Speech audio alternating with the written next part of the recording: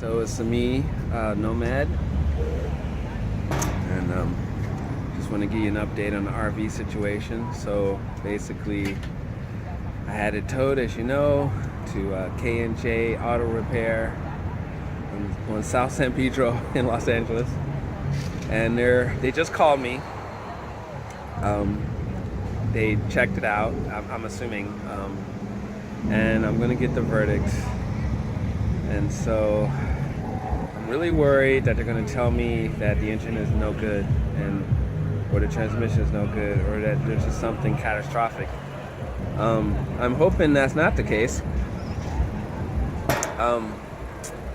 We will see. So I'm about to call them now, and I will let you know what happens. I just got the verdict, and the verdict is basically that just to get it running, they're going to need to put in a new ignition switch and some wiring, whatever. But they're going to get it so that I can start it, and they want $290 for that. So another $300, and there'll probably be something else. And at that point, he'll be able to check the engine. So we still don't know if it's a good or bad engine yet.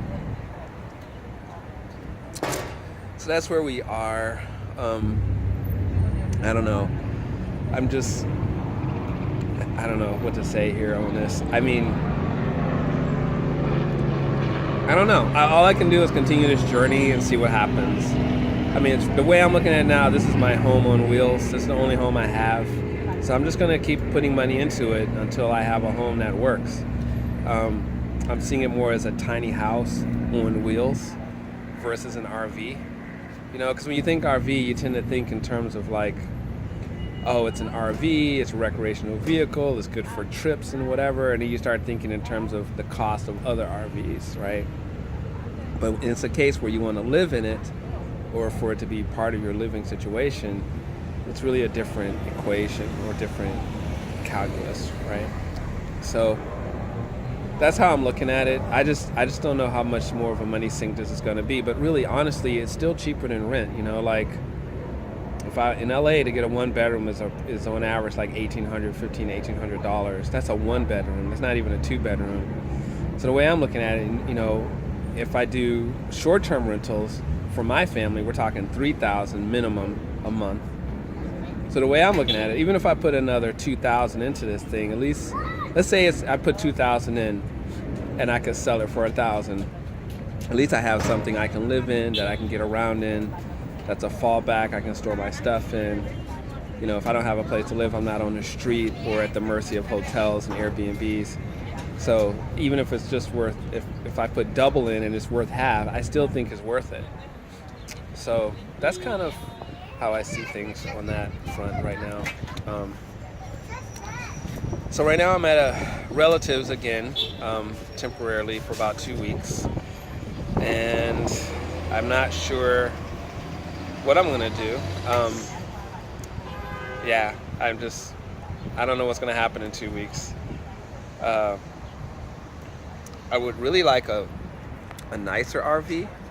So an interesting thing is the guy that towed Roger, who towed me with his big tow truck last night, said he had a bus that he got for free. No, he has a friend with a bus that's free. And but it's gas powered. I guess he got it from the city. It's one of those gas powered, you know, natural gas powered buses. And basically, he said, like, I can have it. Like, he said his friend tried to fix it up for about $1,500, but he didn't want to put it in to convert it to gas. But I'm gonna look into that, you know. So that's one option.